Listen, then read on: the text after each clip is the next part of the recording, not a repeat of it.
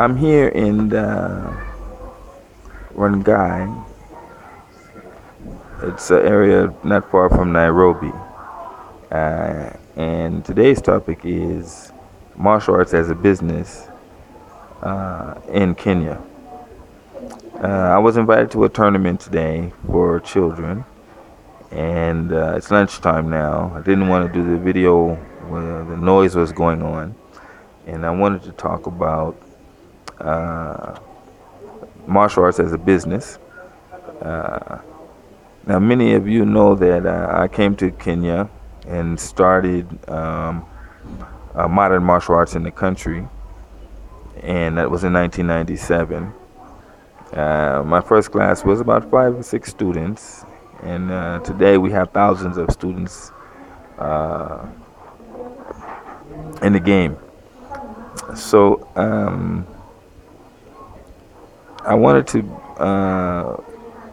point out that there are a lot of business opportunities that are available in Kenya, and many of them are just offshoots from what we already have in the United States.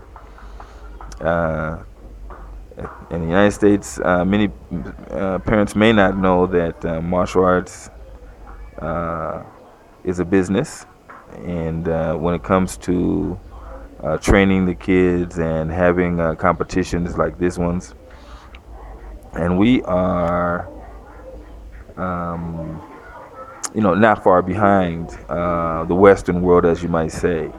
In fact, we are in par with them as far as dealing with martial arts and uh, and the business of martial arts.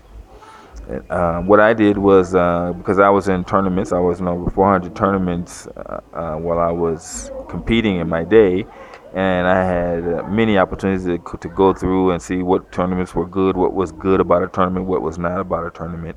And since I was an entrepreneur, I just I saw what worked and saw what didn't work, and then revised it and implemented it. I went through many lessons before I got it right, and when I came to Kenya, I was basically able to, uh, just hit the ground rolling, as so to speak. I've taught in the top university in the country, Nairobi University. I've taught at other universities, other schools. Most social halls in Nairobi back in the day were completely Kempo, and we're competing with Shotokan and Taekwondo.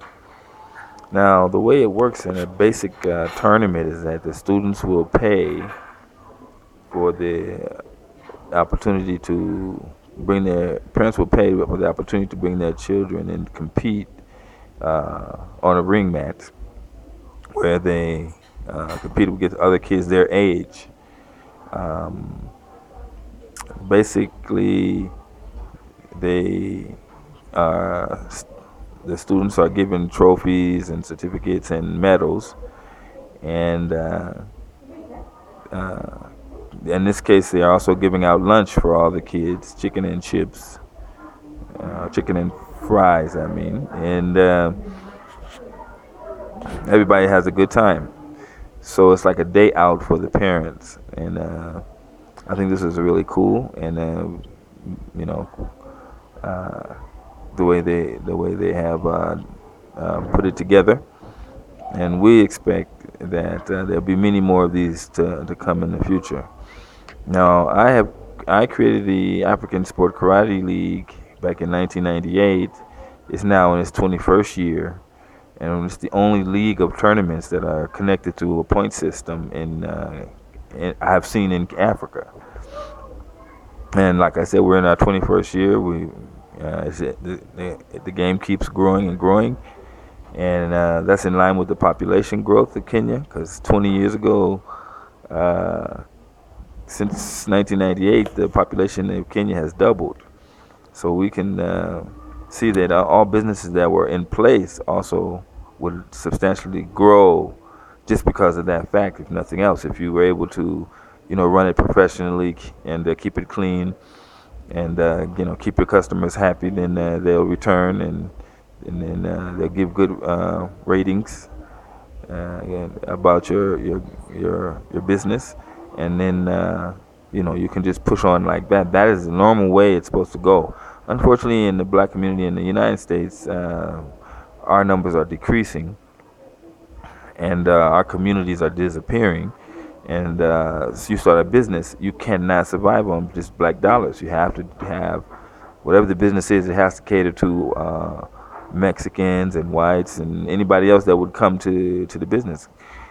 We have a stigma. Some blacks don't seriously patronize black businesses, and this is also a problem. Whites have a lot more capital, so they can see us do something really good in business, and then they can just put in more money and make something even better off our model.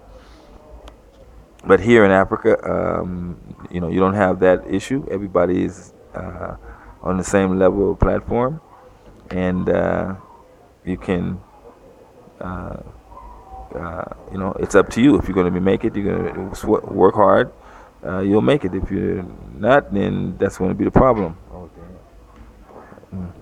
So I would like to point that out, and then also talk about a little bit more about the business side. I think here they're charging about $25 for lunch and the game, which is a little money in the U.S., but a lot of money here.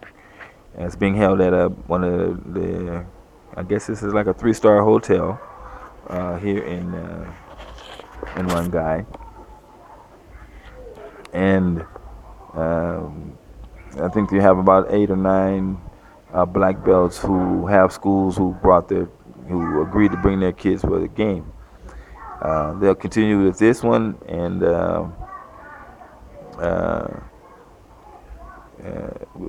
if it's successful, they will probably have more games under the same banner.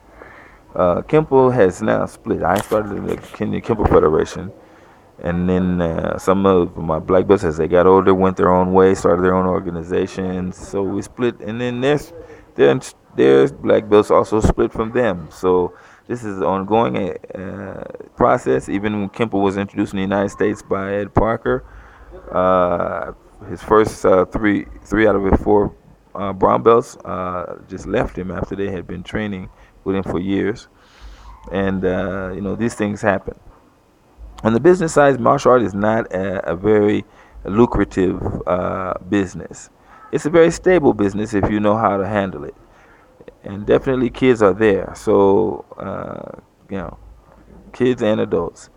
And if you have the ability to teach kids, which is a special ability, you do not teach kids the same way you teach adults, then you can thrive. You can thrive in this arena of kids martial arts as a business.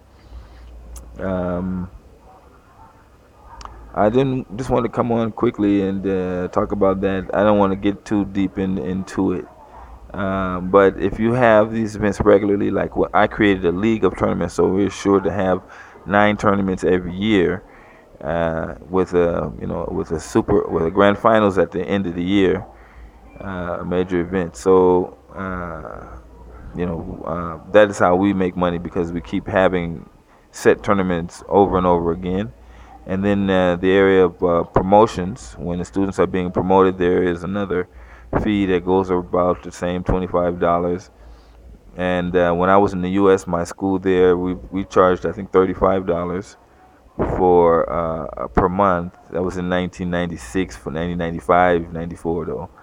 I'm sure it's more now. And we had many kids and we had many adults. So there is also other businesses that are wide open, like for tennis. Businesses that don't take, like American football can't work because who can afford all that equipment at the moment? No. And Kenyans, Africans in general, don't like so much violence, so they're not too much violence. Thank you. So there we. When I say that, Miniature golf is another one. If someone can get a patch of land and put up a miniature golf course. I always think that roller skating, Kenyans have no clue about roller skating. If someone put a roller rink in Kenya, oh, I think it would be booming, you know. And with all the little trimmings, the music, and yeah, it would be something that would be a definite attraction. People would come from all over the country to participate in it. Uh, I wanted to go ahead and end here because I want to make sure I get something to eat. You know, guys are running around here. Here's one of my black belts, two of them coming, and we'll pick up this later. I just traveled into Nairobi, so I just got a cup of coffee, and I'm gonna try to finish that. And there's the chairman of KKF right there, Mr. Dennis Adamo. Say hi. Okay, I'm coming. Okay, so let me end the video, and we'll meet again next time on Business in Africa. Hey, Fiji man.